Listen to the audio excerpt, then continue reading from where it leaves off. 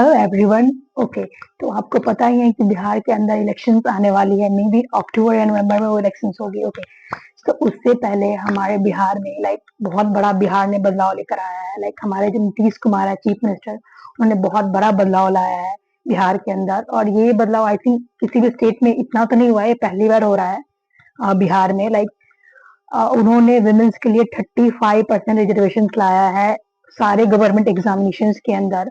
Okay, सो आपको ये लग रहा हो कि ये सारे वुमेन्स के लिए है या फिर क्या? ओके, तो मैं आपको बताती हूँ। ओके, सो ये रिजर्वेशन उनके लिए है जिनके पास बिहार का डोमिसाइल है, या फिर जो बॉर्न हुए हैं बिहार में, जो बिहार से ही बिलोंग करते हैं।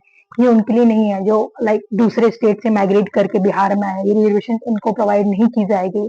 ओके, सो ये जो रिजर्वेशन है ये डायरेक्ट रिक्रूटमेंट के अंदर में आता है। क्लास 1 हो गया या क्लास 2, क्लास 3, क्लास 4 या जो भी हो, उसमें 35% की रिजर्वेशन मिलेगी।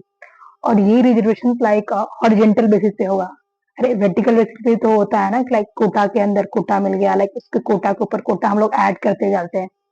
तो वैसा नहीं होगा इसमें। ओके, सो इसमें क्या होगा कि जो भी आपको रिजर्वेशन प्रोवाइड होगी, एससी कैटेगरी का जितना रिजर्वेशन है उतना ही रहने वाला है, एसटी का जितना है उतना ही रहने वाला है, ओबीसी का जितना है उतना ही रहने वाला है, और जनरल का भी जो भी बचा है जितना रहने वाला है उतना ही रहेगा। बट उसमें 35% की रिजर्वेशन मिलेगी वुमेन्स की। ओके, तो मैं आपको एग्जाम्पल देकर समझाती हूँ। Okay, so suppose 50 job creation हुआ है ओबीसी में। ओके, सो उस 50 में 50 कैंडिडेट फिल करेंगे ओबीसी के, बट उसमें 17 जो सीटें होगी, 17 सीट जो होगी वो वुमेन्स के लिए होगी, वो कैंडिडेट वुमेन्स होंगी। तो उसमें उनको 35% की रिजर्वेशन मिलेगी। ओके, देखिए तो आप देख सकते हो कि आप जॉब और क्रिएट करो ना भाई, आप उसी में कोटा क्यों ला रहे हो? आप कोटा ला रहे हो तो फिर मेन को भी तो दिक्कत होगा, मेन भी बहुत इस चीज से सफर करेंगे। तो अनएम्प्लॉयमेंट भी बहुत ज्यादा बढ़ेगी, जो कि ऐसा बताया जाता है। और मोस्ट ऑफ द वुमेन्स जो कि जॉब जहाँ पे वो जॉब करती है वहां पे तो वो सेफ ही नहीं है। पहली चीज, अगर हम बोलते हैं ना वुमेन एम्पावरमेंट, वुमेन एम्पावरमेंट, आप पहली चीज तो वुमेन को सेफ पे रखो। आप जॉब प्लेसमेंट को सेफ रखो। बहुत सारे वुमेन को ट्रांसपोर्टेशन फैसिलिटीज नहीं है। अगर वो रूरल एरिया में है तो उनको बहुत ज्यादा टाइम टेकन लगता है उनको अपने जॉब प्लेस पे पहुंचने में। तो आप वो सब चीजों में बदलाव लाना। आप ऐसी ऐसी चीजें क्यों ला रहे हो जिसकी वजह से बहुत दिक्कतें होंगी? वुमेन वुमेन भी बहुत ज्यादा सफर करेंगी इस चीज को। वुमेन सेफ नहीं है, पहली चीज। तो दूसरी चीजें, वुमेन के ऊपर इतनी ज्यादा रिस्ट्रिक्शंस है बिकॉज सेफ्टी कंसर्न की वजह से उनकी फैमिली उनको आउटसाइड नहीं आने दे रहे हैं, क्योंकि केसेस बहुत ज्यादा, रेप की इतनी ज्यादा बढ़ी है कि कोई भी फैमिली नहीं चाहता कि उनकी जो भी डाउटर है या फिर डाउटर इन लॉ जो भी है वो बाहर निकले।